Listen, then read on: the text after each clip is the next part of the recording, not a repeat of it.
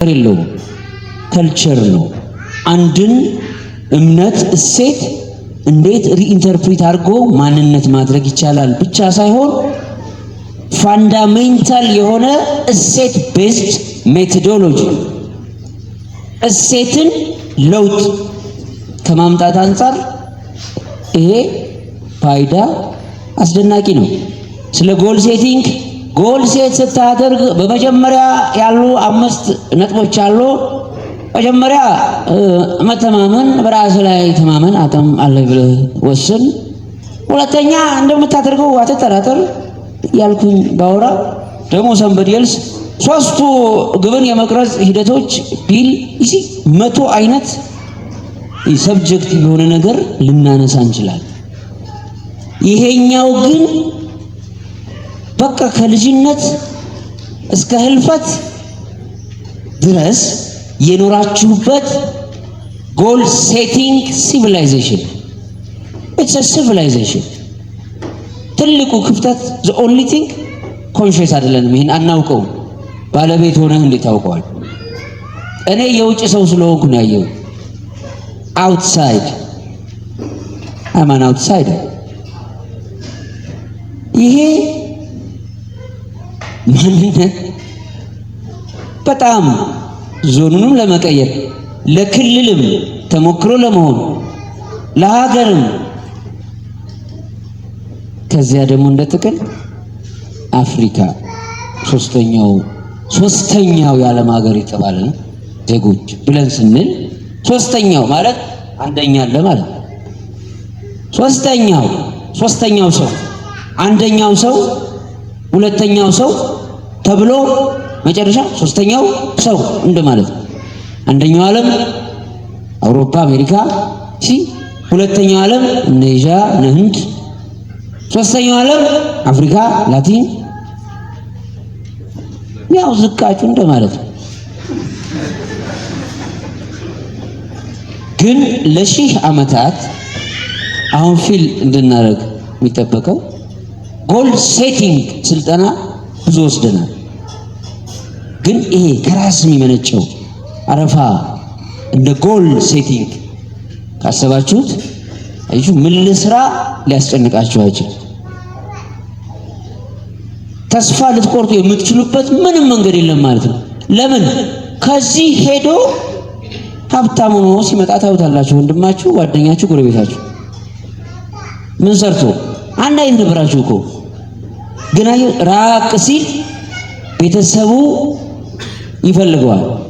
መቅረት አይችልም፣ መምጣት አለበት። አረፋ ትልቅ በዓል ነው። ስለዚህ ምን አባቴ ይውጠኛል እንዴ የሆነ ነገር ማድረግ አለ። እሺ ሰው በደንብ ካሰበ እንደዚህ እኮ መስራት ትችላለህ ተብሎ አይደለም የሚሰራው፣ በቃ ያስባል። ሁለተኛ ልክ ልጅ ሲወልድ እንኳን ይሄን ከዚህ ውጭ ነው ጀነራሊ ልጅ ሲወልድ አሁን በአብዛኛው አሁን ይሄን ምሳሌ ከያዛችሁ በቂ ነው። ሌሎቹን ተአምሮች ፈትሿቸው፣ ብዙ የሚገናኝ ነገር አለው ማለት በጣም ሩትድ የሆነ ማህበረሰብ እንደሆነ የሚያሳይ እዛው አረፋ ላይ ካወሩኝ ውስጥ አግኝቻለሁ። ዋናዋ ግን ጎል ሴቲንግ በጣም ጠቃሚ ናት። ሌላው እንጨት 1 ወር ሰበስባላችሁ።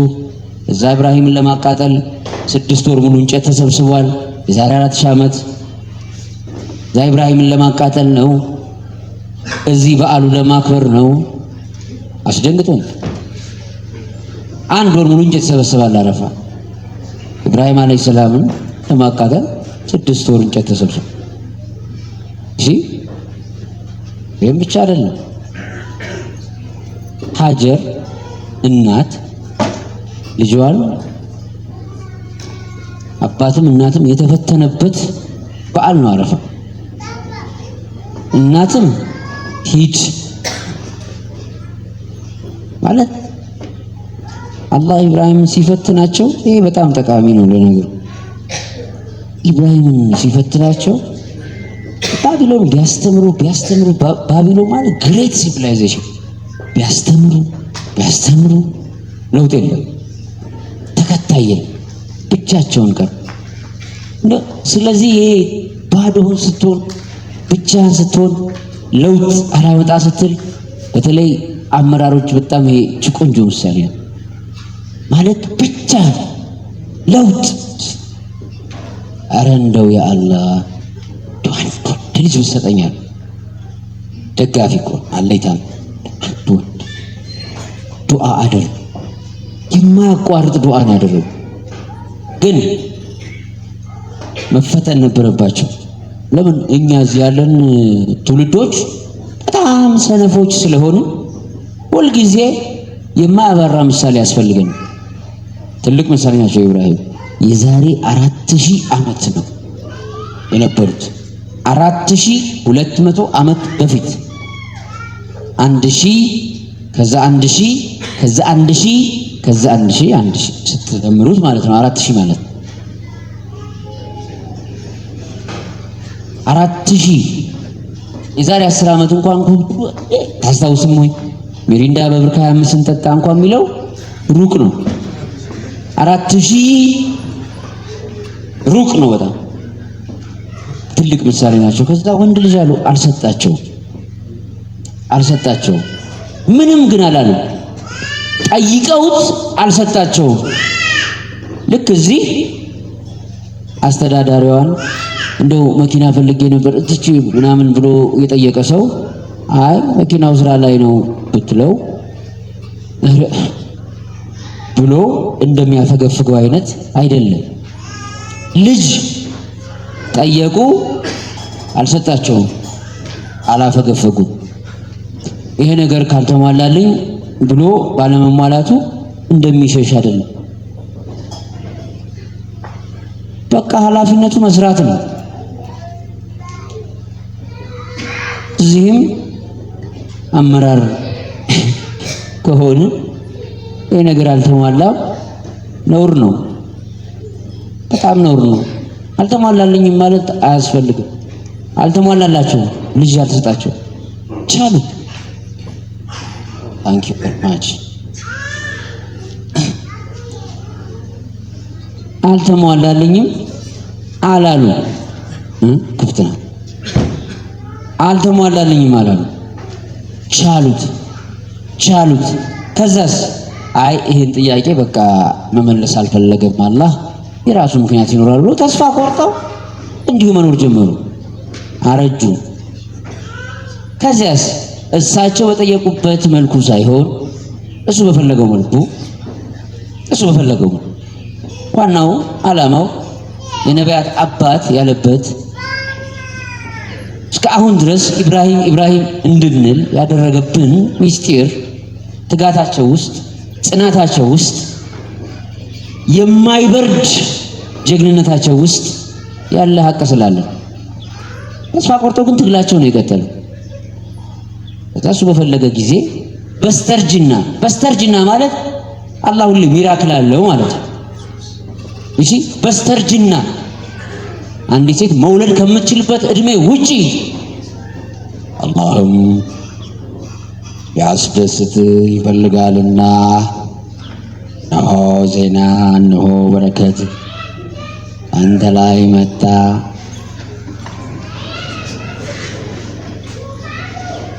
ልክ ይሄ ማለት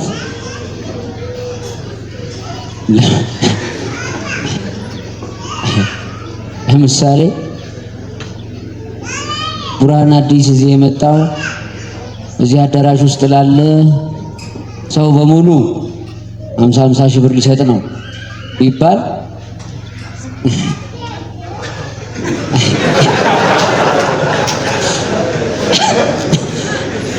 እሺ ሙድ ትይዛለህ ወይ ነው የምንለው? በፍጹም ማለት በምንም ተአምር ልታምኑት አትችሉም። ቁርአን አዲስን የምታውቁት ኮምፕሊት በሌላ ነው። በተአምር እንደዚህ አይነት ነገር አታውቁም። ስለዚህ እሺ ይሁን ነው የምትሉ ኢብራሂም አለይሂ ሰላም በስተርጅና ሳራም እዛ እሺ የለም ምናምን ከዛ አልፏል። ግንስ የሀጀር ጉዳይ መጣ። ወንድ ልጅ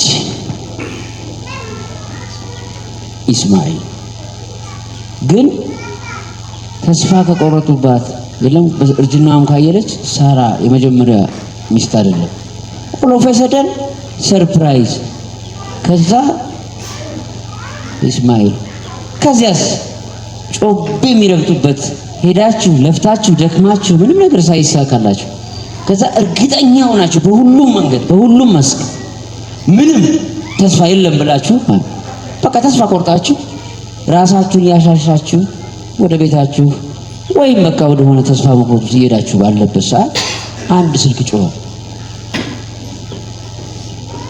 ያ ስልክ